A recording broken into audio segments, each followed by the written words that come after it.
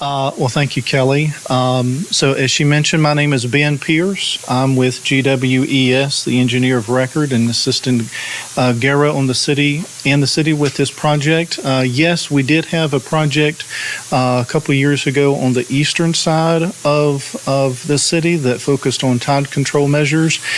This project did continue with those types of improvements, as well as adding some bank stabilization improvements in a couple of areas that we'll go through, as well as some upstream drainage improvements in various neighborhoods that we'll go through and talk about as well, that are all tidally influenced. So let's we've gotten this opening slide here just kind of as an introduction. So a little bit of an outline of what we're going to talk about this afternoon.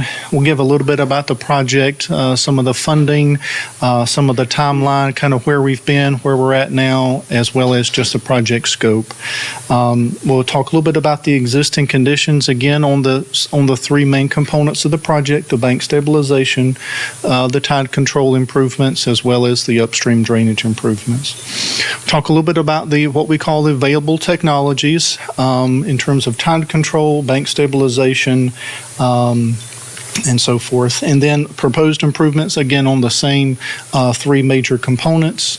We'll finish off the discussion a little bit talking about some potential cost, particularly on the construction end. And then next and final steps, again, where we're at right now in the process and what we have remaining. All right. So talk a little bit about the project background. So this project came as part of the city's stormwater master plan that was developed in early 2020. It identified some existing stormwater deficiencies and potential capital improvement projects, tide control improvements along the western side or Port Authority side, and as we've mentioned, along the eastern side as well. In addition, the stormwater master plan identified some upstream capacity improvements in a variety of areas throughout the city. As Kelly also mentioned, this is a coastal incentive grant. This was started back in September of 22, so it's been a while. We've been through this project for a minute, if you will, and we are certainly glad to see it coming to a head and conclusion. On the timeline there, you can kind of see where we started and kind of some of the various milestones and deliverables and things that had happened since that time. The concept and development and approval, that took a minute. That took a little bit of time to develop really what the concepts were going to be in project locations, and then engaging with property owners and utility coordination. Though that has been completed, there were some challenges that we faced with property owners and other utility companies, not necessarily, more so with the property owners than utility coordination and companies. It was a challenge, to say the least. Environmental agency coordination, we've been having that for quite some time. So the final design, or the 90% design, development and approval, really what has been going on most of this year, in addition to the permitting coordination. And then currently for May up to this point, again, on the permit development and submission, some public education and agency engagement that had been completed. And so we've had some outreach with the city of Savannah and Chatham County. Gara and I went to a presentation just gosh, it seemed like it was a month ago, to talk to their staff about this exact project, and kind of went through a lot of what we're going to talk about today. We also coordinated, obviously, with Glenn County and some agencies down here to give them some information about the project. All right, let's talk a little bit more about the scope. So the problem areas, again, tide waters entering into the stormwater outfalls, some stream and outfall bank failures, and upstream stormwater infrastructure under capacity. It's a little bit difficult to see on the left-hand side of the map there, but those squares identify the location of where the improvements are going to take place. Oh my goodness. Wrong button. How about? Does it work? It won't work. It won't work on the screen. It's okay. Mouse, maybe? I tell you what. These areas right here were where a lot of the upstream drainage improvements. I'm gonna get there, I promise. The tide control locations here, and then some bank stabilizations up by the cemetery. I'm gonna get there. All right. I tell you what. Let's just do it this way. How's that sound? Project scope. Again, we've mentioned this. Identify, design, and permit solutions that address these three main components of the project. Priority areas, again, we listed it out here. You have it in map form. The cemeteries, there's a couple of outfall ditches and channels next to T Street where the treatment plant is. The two cemeteries that are on the western side of the city, there's some outfall ditches there or streams that we've looked at some bank stabilization improvements. We've got some outfall improvements for tide control, and then some upstream drainage improvements. Challenges all around. Not just, it wasn't as simple as let's just put on a tide gate somewhere and let's put some bank stabilization along the banks. Not close to being what we went through. But let's look at some of the existing conditions on the Palmetto Cemetery and the T Street outfalls. Again, with the map here, just give a little more context. So this is your treatment plant. You have Palmetto Cemetery, Selden Park, Greenwood Cemetery, okay? Again, some lovely pictures from the Palmetto Cemetery outfall and the T Street outfall here. Again, identifying some of the problems, some of the existing conditions in both. All right, moving on to some tide control locations here at the house, what we call the House Street outfall. This is located on GPA property, Georgia Port Authority property. You can see it's right here. There's a large 48-inch pipe that currently has a tide control valve on it, and the scope of this one was to replace the existing one because of the poor performing and just the inability to close completely. All right.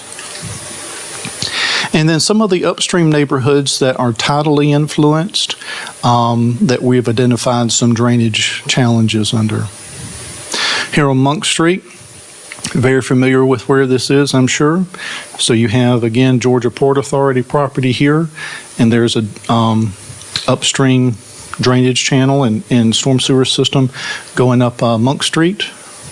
Here at Union, you have Union and House Street and Ellis Street, right over here by GA. A lot of some localized flooding areas around here. And then here at Oglethorpe and Prince Street, right here by, some of this is GPA property, some of this is King and Prince property, but I think we have the Hopkins homes here, so you may be familiar with kind of the general area. All right, let's take a look at a little bit of the technologies that we investigated for this project. These two tide control measures are very common for our area, whether or not we have exterior tide gates like these, which I'm sure you've seen before, or whether or not we have internal tide gates that have kind of a backflow preventer or a check valve inside the pipe itself that prevents backwater from coming in but allows stormwater to come out. And then some of the bank stabilization improvements outside of your typical bulkhead or riprap. We've looked at Fleximat products. Very familiar, or they're very widely known here in kind of the coastal Georgia area in South Carolina. We've seen a lot of research with this type of treatment, but haven't seen a lot here in this area, at least here in our county in the southeast region. Some other areas near Tybee and some other areas in South Carolina, but just haven't seen it, firsthand a lot here in this area. But hopefully that'll change. All right. So let's move on to some of the details of the designs. So on the 90% design plans, which is kind of when we, our last major milestone, we've just gotten up to a point where we've submitted the final stamped plans, but there's not much difference between where we have the 90% and where we have the final stamped plans. Really, we're just kind of waiting for some final coordination with the agencies to finalize the plans, but we feel like we've gotten a lot of that behind us. So again, you probably are familiar with where this is. Just going south on 341, you have the Palmetto Cemetery, Ross Road here. And then on T Street, again, looking down T Street, coming from 341, looking back to the west, you have the existing riprap, and then kind of further in the background is where a lot of the project focused. A little bit difficult to see, but these are just some of the sketches and drawings that we've had from the plans itself. I did note, just for you all's benefit, along Palmetto and along T Street, these are some approximate center line or streamline improvement footage, if you will. So maybe 900 feet from here, which is kind of right in here in this area, just outside the GDOT right-of-way, going back to the west. From there all the way back, roughly 900 feet. And then again, starting here where the riprap along T Street ends, back out to the west, again, about 400 feet. All right, more on the living shoreline bank stabilization. Okay, so this was a different component that we added to the project that took it to a different degree than just a standard bulkhead or normal riprap that you would normally see. So this looks at, again, the flex and mat. Again, the detail here has different various components to it, but under all of this would be ideally filled with your first layer being the flex and mat material, as we've seen up here, followed by another fabric and some grow medium to help with the Ceoxidasian spartina growth. This Fleximat will be anchored at the top as well as at the bottom, but to help with the stability long term, we looked at a riprap toe to kind of help with the support once again. All right. Some of the tide control measures here on House Street. Let's see, this is GPA property. Again, just kind of an image from the 90% design plans. Really, all the improvements were just to remove the existing tide gate that we saw and install a new tide gate. One of the things that you're not able to tell from the graphic here, and you won't be able to tell it very much from this picture. One of the things to note about these types of tide gates, let me go back, I tell you, go back to this picture. One of the things that you may not understand, we didn't until we started to get into some of the details of the design about these tide gates. These tide gates that, whether or not they're attached directly to the head wall like this, or they're slipped over the end of an existing pipe, the size on those tide gates have to be much larger than the storm sewer system that it's servicing. So for instance, at the House Street outfall,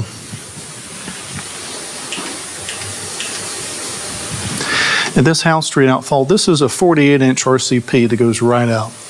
There's an existing tide gate. Now, when you look at tide gate sizes and you look at the manufacturing, the sizes of those manufactured products, you can't just take a 48-inch tide gate valve because they measure them on the interior diameter of the tide gate. And so if you look at the interior diameter of the pipe, yes, it's 48 inches, but the tide gate has to fit on the outside of the pipe. So you have to look at the exterior, the outside diameter of the pipe itself. So that's where you get into 60 inches, possibly 62. They can custom make those. They don't make them just in the standard sizes. They make them custom for each application.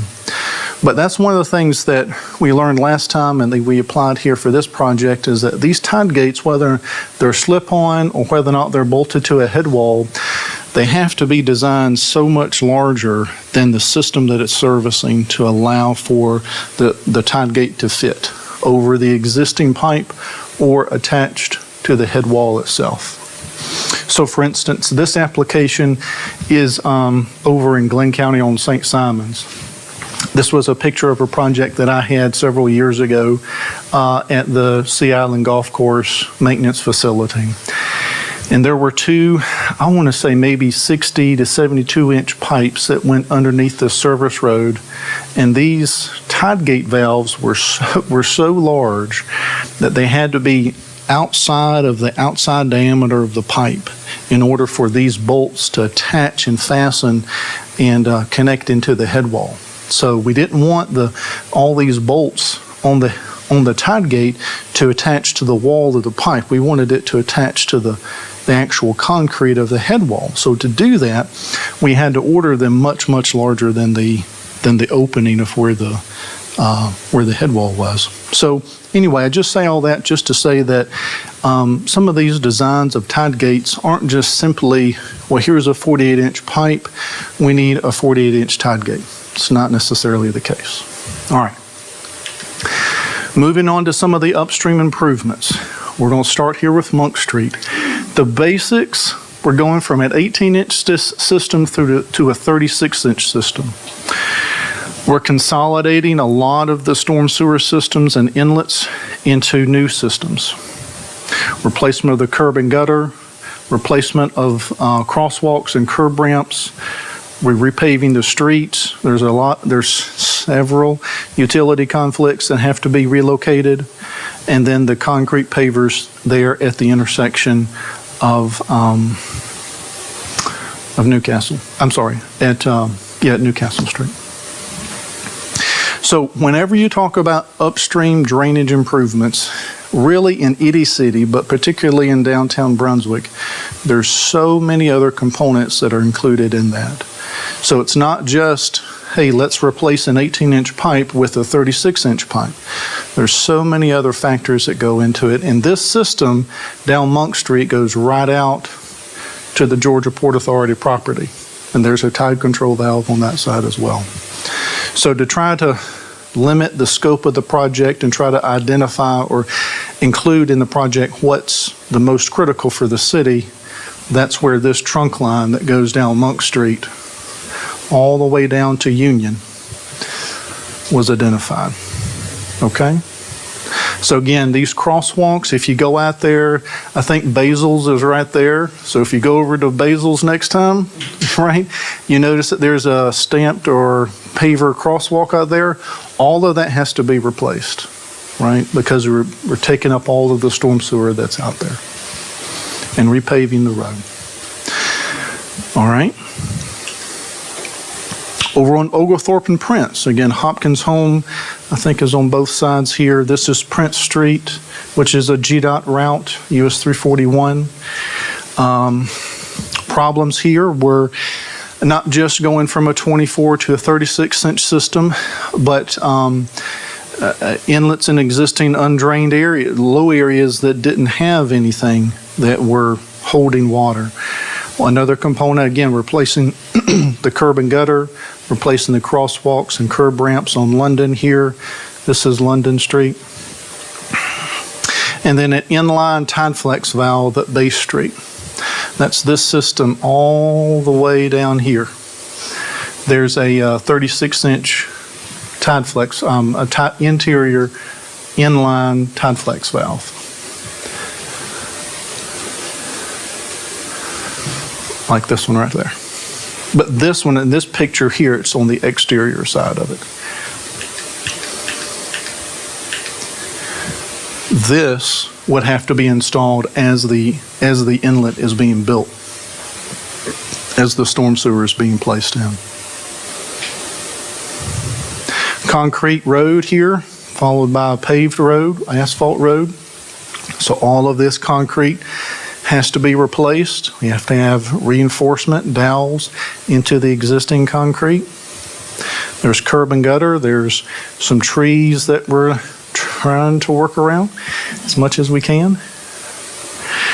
Really, the improvement here is not just a larger system that's tidally influenced, but also while we're at it, we're also placing inlets in certain low points along this road that don't have them now. A big improvement.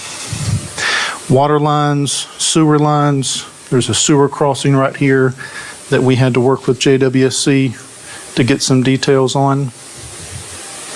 All right.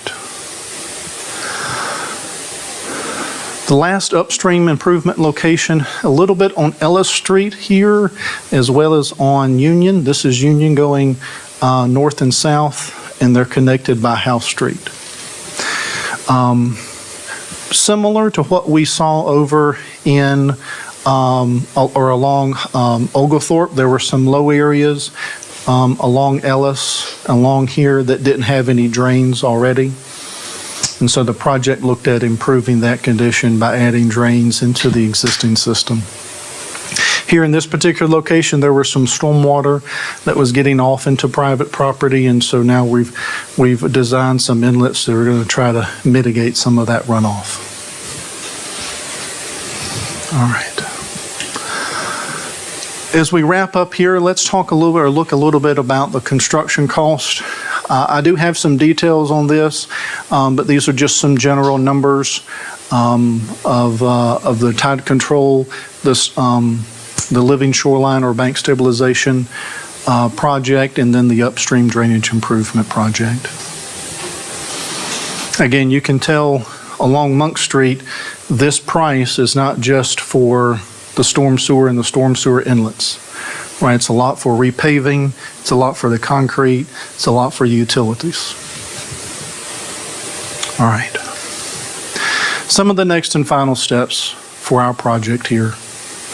Again, some timeline, a lot of what we've seen already. Again, CMPA process that we're working through. The Corps of Engineers has approved us for nationwide permit 7 and 13, conditional on state approval.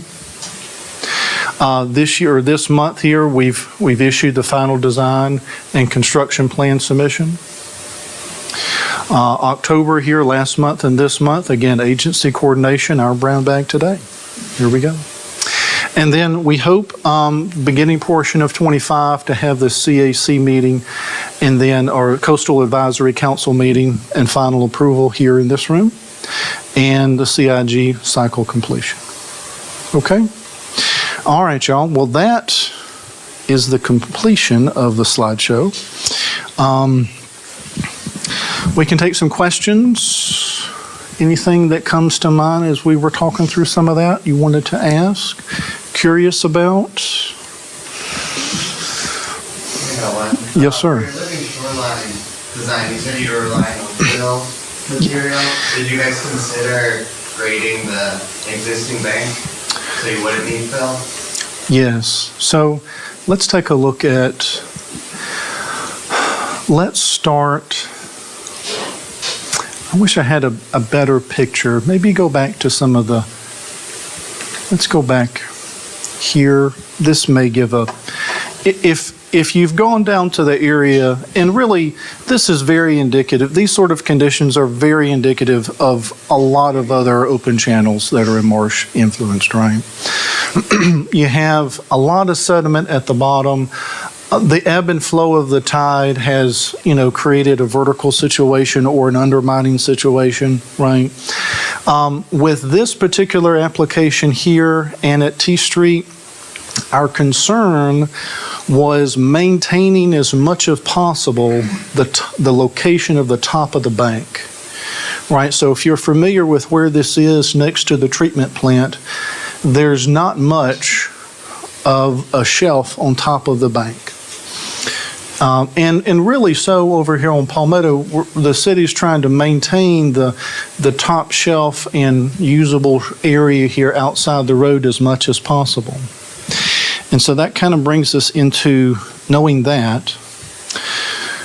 We started to talk about, as a team, we started to talk about where are those improvements best seen. So when we look at the bank stabilization, what we're going to be looking at is really from the top of the bank outward in order to try to maintain as much of the bank as possible, rather than starting at the slope, the bottom of the slope, and working back.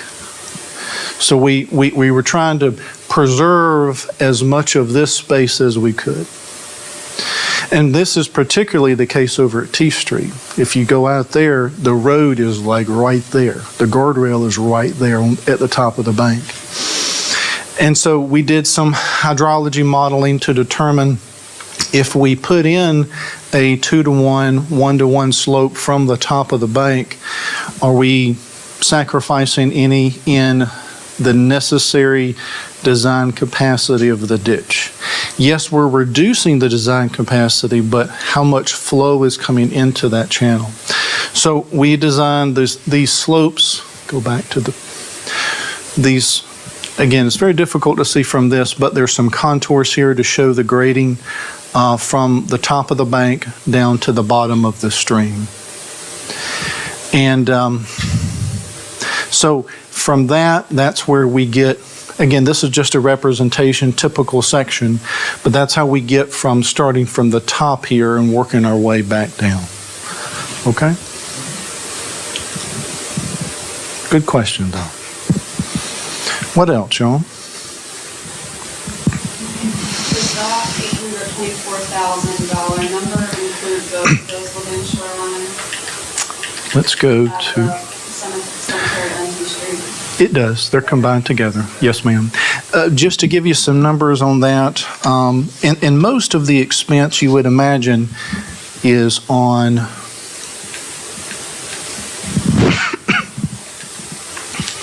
most of the expense is with these components: the flex cement, the fill material, the vegetation, the riprap.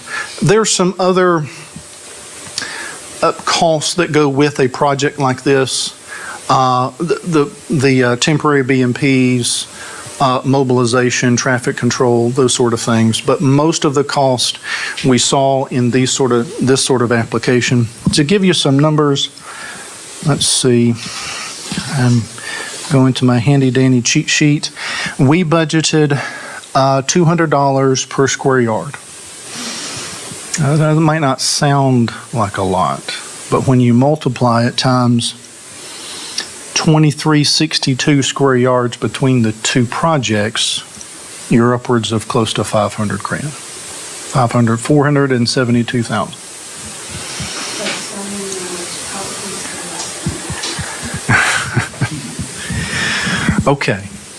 What else? Yes, ma'am. No, I was just going to say that's super helpful. We're coming out with our living shoreline site suitability Yes. standards and best management practice document, Yes. and you have a section with the cost in it. So Yes. It's Yes. very I think some other built projects, not just here in Georgia, but maybe in South Carolina, may can inform some of those unit costs a little bit more than what we're talking about here. But from what our research and talking to the contractor that would normally install something like this, that was where he felt comfortable, was in the $200 per square yard range. Do you know where you're sourcing that sediment from? This sediment is probably coming from off-site. We'll be able to generate some from here as we're dredging the channel a little bit to make room for the foundation here, maybe a little bit up here, but nothing that we've included in the construction plans to hold the contractor that they must obtain from a particular site. It has to be clean type of material, sediment material, free of organics and rocks and things like that, but not a particular location where they have to source it. No, ma'am. And you're working with Georgia concerning some of the content? We talked with Courtney a little bit about that. She actually included both of those sites in the Sassy grant application. We did not get that. So that's kind of off the table. We are talking still about the Georgia Pacific on the Palmetto because they border the other side of that canal there. So there's still a chance that they might be interested in helping fund some of that. But right now, we don't have a funding source for them. Other than that, funding source for it. I think, Gara, you have to correct me, but I think there was a project on the backside of the cemetery, very similar. Yeah. Okay, or there's an ongoing project there. Okay. What else, y'all?